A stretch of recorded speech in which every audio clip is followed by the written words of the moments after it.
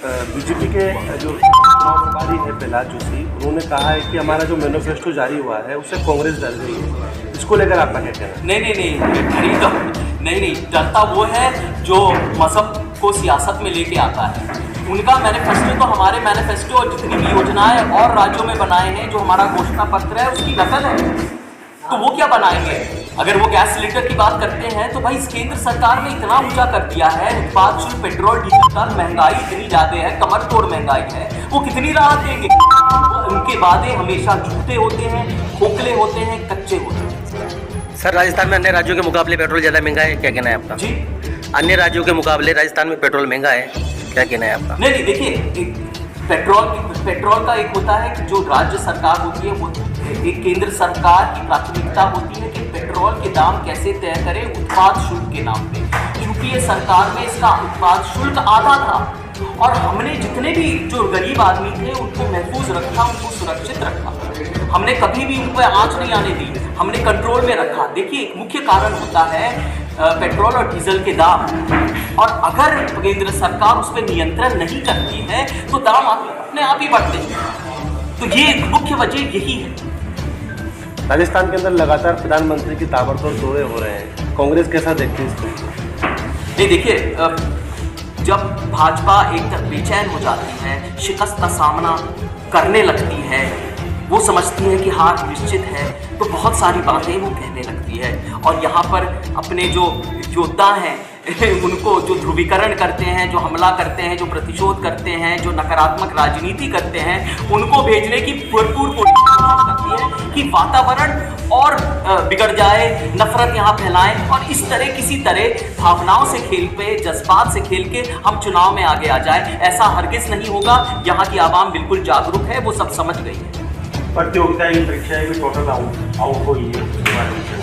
नहीं, देखिए, यहाँ पर हमने बिल्कुल एक ठोस कदम उठाए हुए हैं। जो भी यहाँ पर ऐसा अगर होता है, अगर यहाँ पर कुछ खामियां हैं, तो ये सरकार बिल्कुल सुदृढ़ है और इसने निश्चय किया है कि ऐसा कभी नहीं होगा, ऐसा कभी नहीं। सर, महिलाओं पर अपराध बढ़े हैं, बलात्कार की घटनाएं ज़्यादा बढ़ी है, अत्याचार भी हुए हैं, उसके मुकाबले आपके मंत्री कहते हैं कि ये मर्दों का प्रदेश है, रेप होना आम बात है, क्या कहना है आपका? नहीं, देखिए, यहाँ पर जो हुक्मरानी की है, यहाँ पर बिल्कुल जो हमारा जो प्रशासन है बिल्कुल मजबूत है, बिल्कुल सुदृढ़ है।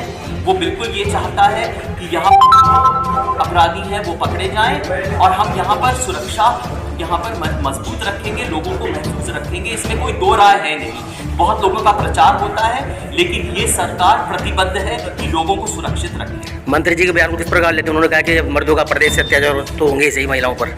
नहीं, देखिए, मैं किसी पे टिप्पणी नहीं देना चाहता। मैं बस इतना कहूँगा कि अशोक गहलोत जी की जो सरकार है वो प्रतिबद्ध है कि लोग सुरक्षित रहें। वो जन कल्याण में समर्पित है, उनका समर्पण आप देख रहे हैं और हर संपूर्ण तरीके से है, या सुरक्षा का मामला हो, या जन कल्याण का मामला हो, किसानों का, महिलाओं का, नौजवानों का, बेरोजगारी का, महंगाई का, हर तरफ से ये सरकार लोगों को सुरक्षित रख रही है, उनका फायदा है। विद्या संबल योजना लाकर आरक्षण के साथ भी छेड़छाड़ करने का प्रयास किया था आपकी सरकार ने। जी, विद्या संबल योजना में डायरेक्ट वैकेंसी जारी करके आरक्षण के साथ भी छेड़छाड़ करने का प्रयास किया था। नहीं, ये बिल्कुल ऐसी बात नहीं, जिसमें बाद स्थगन करना पड़ा। नहीं, ऐसी बात नहीं है। हम नहीं चाहते हैं कोई भी छेड़छाड़ हो किसी भी चीज़ों में, हम ही नहीं। देखिए, संपूर्ण तरीके से यहाँ पर जन कल्याण होगा, हम यहाँ पर कोई हस्तक्षेप इस तरह का नहीं करेंगे। सर, आप एक बार आपका नाम पद रिपीट कर दो। मेरा नाम अंशुल अभिजित है, मैं कांग्रेस पार्टी का राष्ट्रीय प्रवक्ता हूँ। ठीक है सर, थैंक यू। ऐसा कभी भी इधर कोई भी राज्य में राज्य सरकार इस तरह की योजना नहीं लेकर आई। मुझे नहीं लगता ऐसा हुआ है कभी। ये बिल्कुल ऐतिहासिक एक चिरंजीवी स्वास्थ्य बीमा की योजना है जिसमें 25 लाख रुपए देते हैं और यहाँ पर 1500 प्रोसीजर्स इसमें कवर्ड है, किडनी फेलियर, हार्ट फेलियर तक।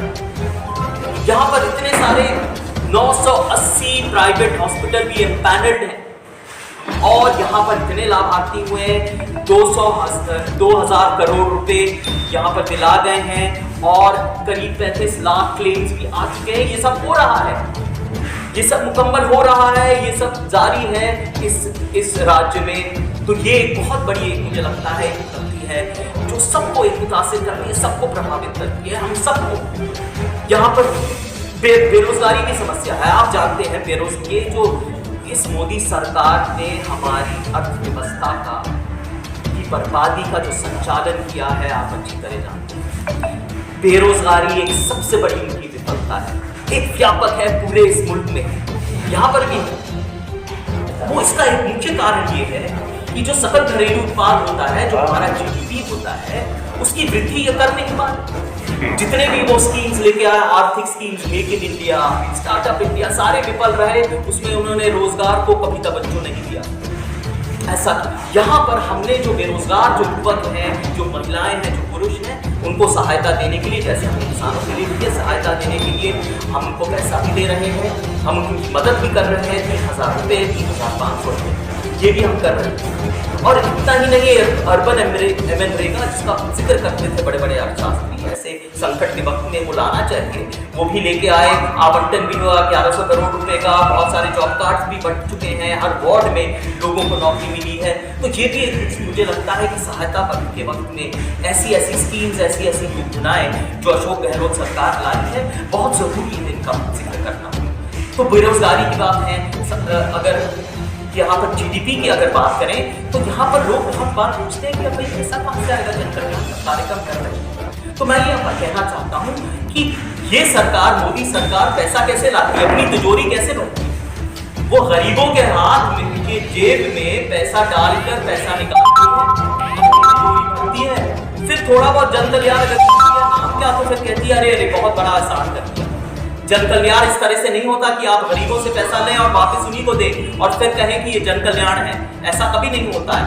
ये तो गरीबों को भी नहीं दे रही, ये तो बड़े बड़े कारोबारियों को भी दे रही है। ये तो जो बड़े बड़े कारोबारी हैं, सारा गरीबों का पैसा उनको जा रहा है। आप मुझे बताइए, पेट्रोल का उत्पाद शुल्क है इतना ज्यादा है, कांग्रेस की सरकार में इतना कम था, तो ये गरीबों से पैसा लेना नहीं है तो और क्या है।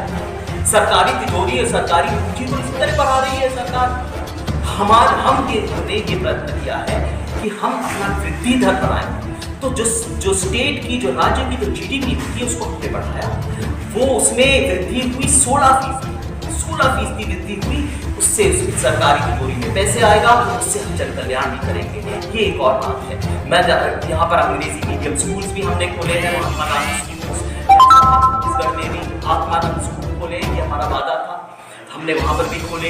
यहाँ पर भी इंग्लिश मीडियम स्कूल खोले, आगे भी खोलेंगे, ये हमारा वादा है, ये हमारे साथ गारंटीज भी है। और इस सरकार की बात करें, जो पहले जो सरकार थी वो घोटालों से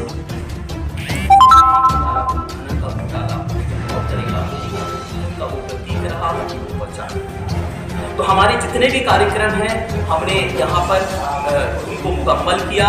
अब हम एक नए कार्यक्रम लेके आ रहे हैं जो मुझे लगता है आप कर्नाटक का उदाहरण ले लीजिए या कहीं और का उदाहरण ले लीजिए। आप जानते हैं कि जो हम कहते हैं वो करते हैं, कथनी और करनी में हमारा कोई फर्क नहीं। कर्नाटक में अगर हम गृहलक्ष्मी स्कीम लाए हैं, अगर उनको सहायता देना है संकट के वक्त में, इस महंगाई के, इस बेरोजगारी के वक्त में, इस बेरोजगारी के आलम में अगर महिलाओं को सहायता देना है तो हमने कर्नाटक में ऐसा किया। हम ये नहीं लेके आ रहे हैं हम 10,000 रुपये देंगे, हम ये कह रहे हैं। और जब हमारी सरकार आएगी, जो निश्चित आएगी, वो भी हम करेंगे। गोबर हमने खरीदने का भी बात ये किया है, एक योजना बनाई है। यहाँ पर अंग्रेजी मीडियम स्कूल की भी बनाई है, लैपटॉप देने की भी बनाई है।